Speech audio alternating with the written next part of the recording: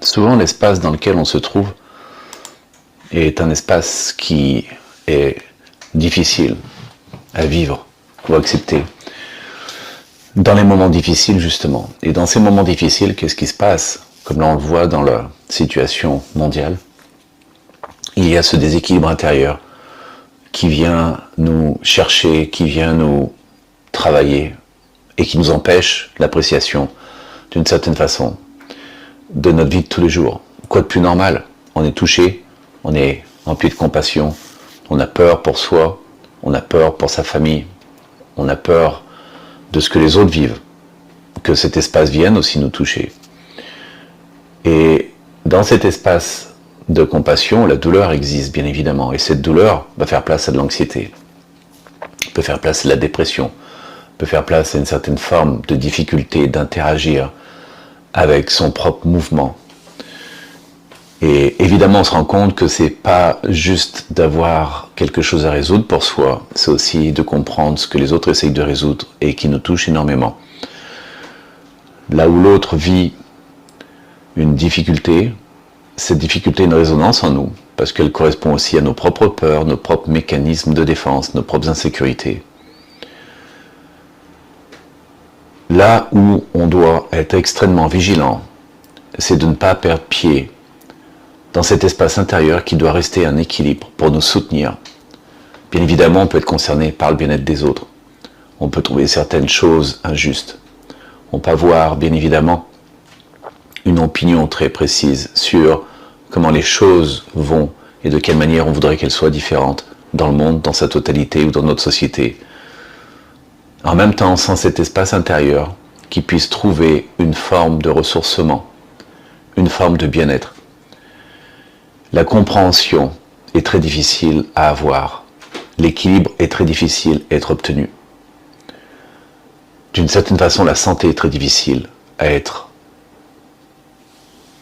Pour que cette possibilité de santé, pour que cette compréhension garde cet équilibre, il faut trouver un moyen, n'importe lequel, qui puisse nous permettre de sentir que on se ressource,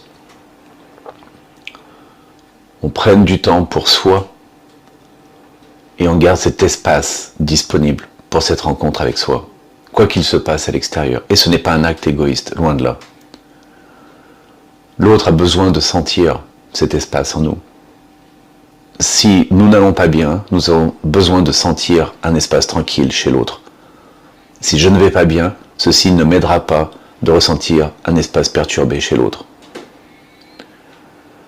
D'une certaine manière, j'aurais l'impression de me faire voler mon mal-être. D'une certaine façon, j'aurais l'impression que je n'ai plus d'espace sur lequel je puisse véritablement me poser, m'établir ou être supporté. C'est très important de comprendre aussi que notre transmission n'est pas juste physique, c'est pas juste la présence physique, c'est aussi la présence énergétique, c'est aussi l'acte d'être. Pour supporter aussi et être un support pour les autres, nous devons être un support pour nous-mêmes. Et on a tendance à l'oublier parce qu'on pense en spiritualité que faire un travail sur soi, dans certains cas, est un acte égoïste. Ceci est faux. Il faut s'occuper de soi, il faut prendre soin de soi, indépendamment de ce qui se passe dans le monde, tout en restant concerné avec ce qu'il se passe dans le monde. Il faut trouver un moyen d'établir en soi cette possibilité d'être dans un espace sécuritaire en soi. Et c'est quoi un espace sécuritaire en soi lorsque tout semble être insécure à l'extérieur de soi? C'est un espace nourricier sur lequel on sait que pour un instant on peut tourner le regard à l'intérieur et trouver dans cet espace intérieur une stabilité émotionnelle, sécuritaire. On sait qu'on s'en sort, on sait qu'on avance et on sait que les solutions existent à chaque pas.